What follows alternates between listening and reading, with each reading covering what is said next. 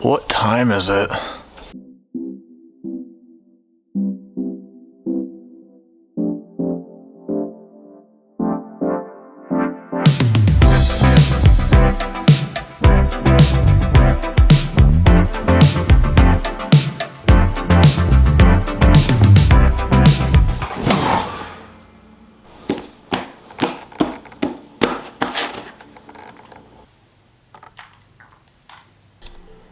So you only pay for what you need. If anyone objects to this marriage, speak now.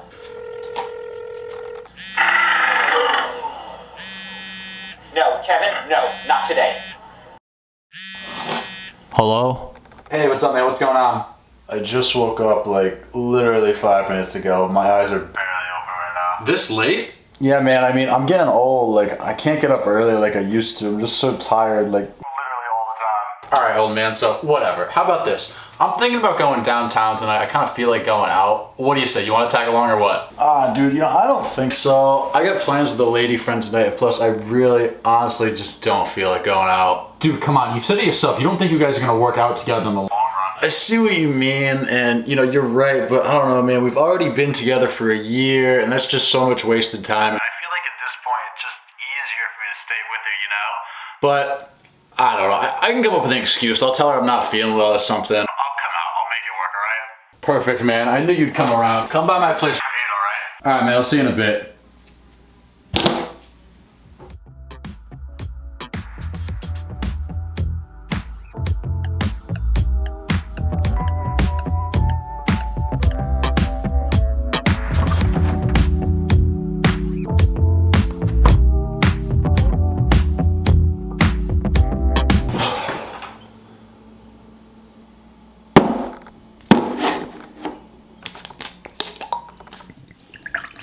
Stop this clip right here.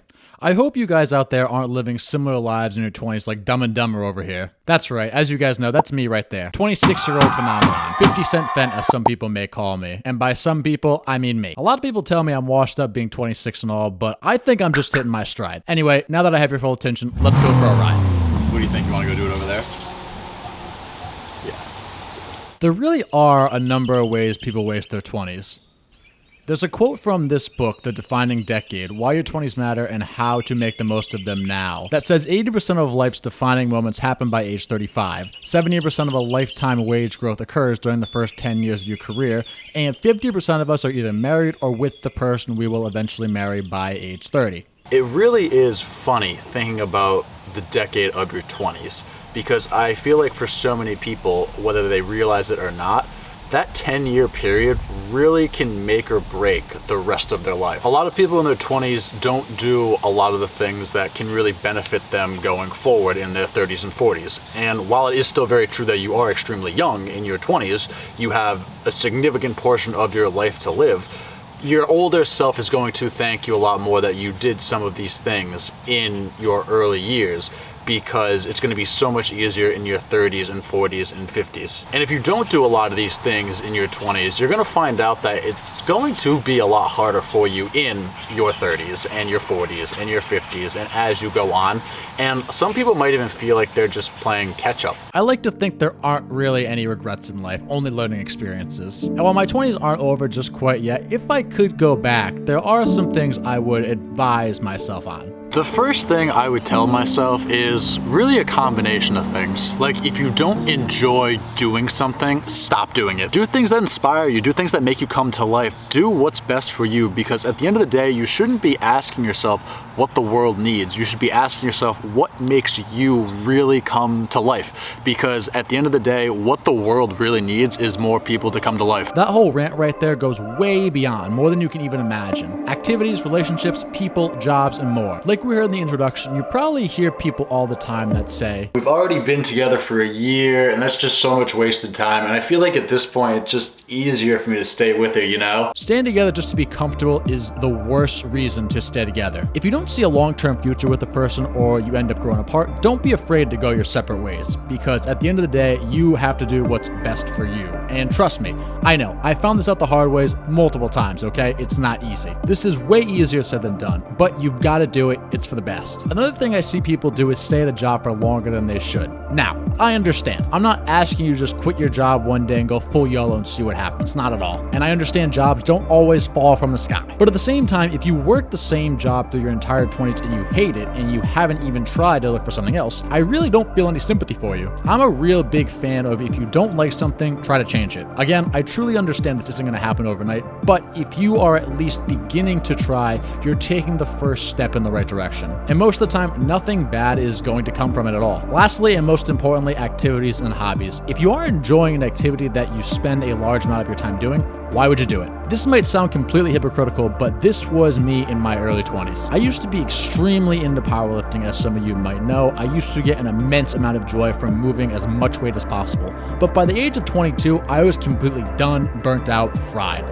It's funny looking back at my powerlifting journey, and now that I can look back a few years down the line, the last 6 to 8 months I was doing it, I really did not enjoy it at all, to be perfectly honest. I was doing it because I felt like I had to. I was worried about a lot of things. I was worried about what would I do for fulfillment? What would I do for joy? Like I talked about earlier, I used to love it so much. I was just worried about what I would do to, I don't want to say pass the time, but what I would do for passion, what I would do to fulfill that hunger, fulfill that itch. And on top of that, I was just worried about my friends. I mean, a lot of them we connected through powerlifting initially, and I was wondering, well, am I ever going to see them again? Am I going to have any of these guys around in my life? And I think that's part of the reason I hung on to it so long, because I was worried about what came next, not only in regards to relationships, but also in regards to myself, my own personal goals, my own personal fulfillment. And a lot of people won't admit this, but as you guys can tell from what I just said, I was scared. And I was scared about what came next, and I think that's why I held on to this powerlifting journey goal, however you want to phrase it, for so long. I say this day in and day out. Quitting powerlifting was the best thing I have ever done. I found hobbies I enjoyed immensely more that did not take the same toll on both my physical and mental health. Joe Rogan has this really interesting, I don't want to call it a quote, it was kind of part of a rant, but basically he once said, if I don't enjoy doing something, why would I want to do it? And that really kind of hit home with me, and I really try to live my life by that quote, or however you would like to refer to it as, especially with more arbitrary things. And I made a promise to myself that if I genuinely don't like doing something, and I don't mean, oh, I'm new at it and I'm uncomfortable with it, so I'm gonna stop doing it because I'm not very good at it yet. No, that's not what I mean. But if I genuinely don't enjoy doing something, whether that's making YouTube videos, whether that's working out, whatever the case may be, I'm going to stop doing it. And I'm gonna pursue something else that piques my interest, because I'm done holding on to things for other people. And for the rest of my life, I wanna do things that pique my interest and things I enjoy, not doing things because someone else is interested in them. Doing stuff for you. Maybe, just maybe, this kid we met at the beginning of the video isn't that dumb after all. But there are several other mistakes people make in their 20s that we don't even realize until it's too late. We talked a little bit about relationships and how if you don't necessarily see a long-term future with that person, it's probably better off sooner rather than later to go your separate ways, because the end result is inevitable. And this doesn't just apply with significant others. This really applies to everything in your future. If you don't see yourself in this for the long run, then it might be better to pursue something else. But not just relationships, but things in general. People don't like to think about the long term and think about the future. This guy hit it right on the head right here. Doesn't matter if it's dating, finances, life, everything, people don't like to think ahead. I'm not saying that you should have everything decided upon, signed, crossed, dotted, whatever the case may be by tomorrow. That's just gonna take time to see how things play out. But if you're in your mid-20s, it might be time to have an honest conversation with yourself. Do I want to have kids? Do I want to get married? Do I see myself staying in my hometown? Do I want to move to a different state? Do I want to do this? Do I want to do that? All of these things that could potentially happen in the future that might pique your interest, it's worth having that conversation, worth having that talk with yourself, and maybe even a close friend or even a therapist, just to see what exactly you want your life to look like, because at the end of the day, your life is going to be what you make it out to be.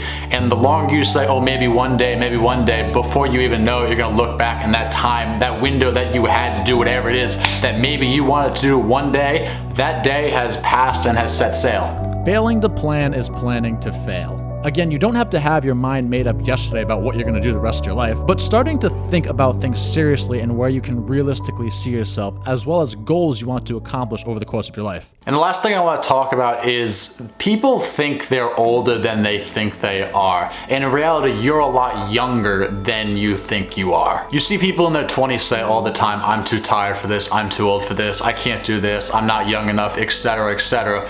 When in all reality, it's not that you're too old, it's the fact that you don't necessarily have a concept of time mixed with the fact that you might be a little lost and unmotivated. The average lifespan of a person in the United States is about 79 years old, meaning there's a great chance you are going to live past that. If you are worried about being single, that you don't have enough energy, or that you are old at 25 years old, when you still have over 2/3 of your life left, boy, are you in for a rude awakening over the next couple of decades. You really are younger than you think you are, regardless of what anyone tells you. And if you take anything away from this video today, I hope it's this point. That point being, it's never too late to pivot, it's never too late to go in a different direction. Regardless if you're 20, 25, 30, or 50 years old, you can always make a change, you can always do what makes you happy, you can always be you.